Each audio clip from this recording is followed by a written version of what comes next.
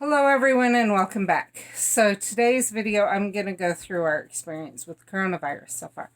So Memorial Day we had a family party and it was outside, luckily spread out so that people would have a lot less chance of exposure to the virus if one of us happened to have it without symptoms.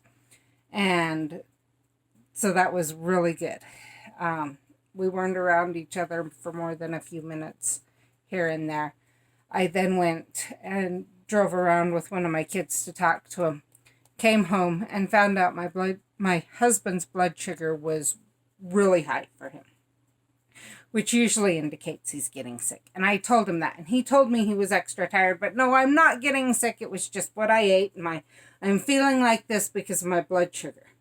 And I told a family member or close friend, I can't remember which, no, he's got something. He's coming down with something. That night, throughout the night, I noticed he was having trouble sleeping. Slightly noticed that I was really tired. He insisted it was just his blood sugars were off. I woke up in the morning and I was coughing, and I knew we were in trouble. He still insisted it was just his blood sugars. By noon, he really knew he was sick. We contacted the doctor. Doctor had us go get tested. So, went on. So that was Tuesday. By Thursday, I was coughing bad enough. Like each time I coughed, I'd cough again soon after because I felt short of breath. And it would be more, and it just kept getting worse and worse, and I ended up in the ER. They prescribed some medications to get the cough down. He was starting to feel a little bit better and was swearing it was a cold. I insisted it was coronavirus. The kids would bring the meals to us, but not get too close. I kept trying to insist on that. He kept going out. Over time, I had a lot of other symptoms other than just the fatigue, which is all he was left with.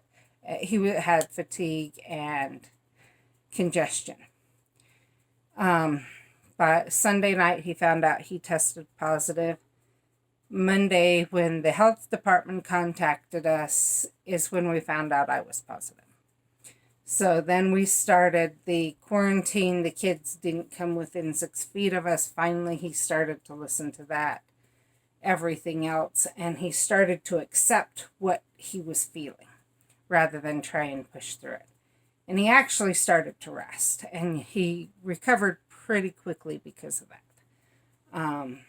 For me, I continued to have major symptoms. I had some of the loss of taste, loss of smell. My worst symptom, though, was I could feel the muscles breaking down.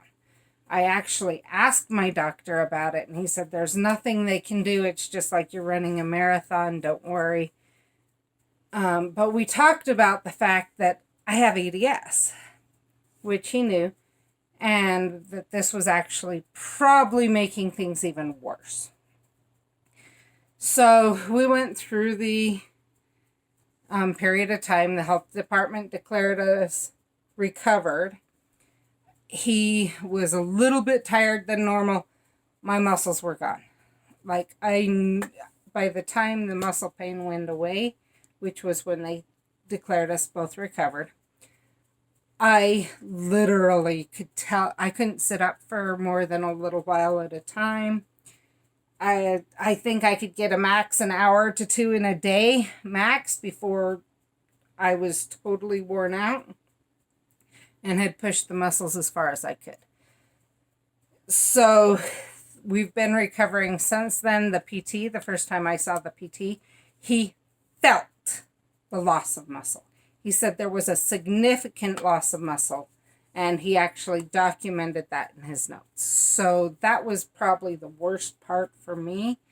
And I have been trying to recover that since. That's actually why I haven't done videos recently, is I only have so long I can do things at a time. And I have other things I need to do that includes sitting up to eat, any type of sitting up. In the next video, I'll go into something that I learned because of it. Thanks, and I'll see you in the next video.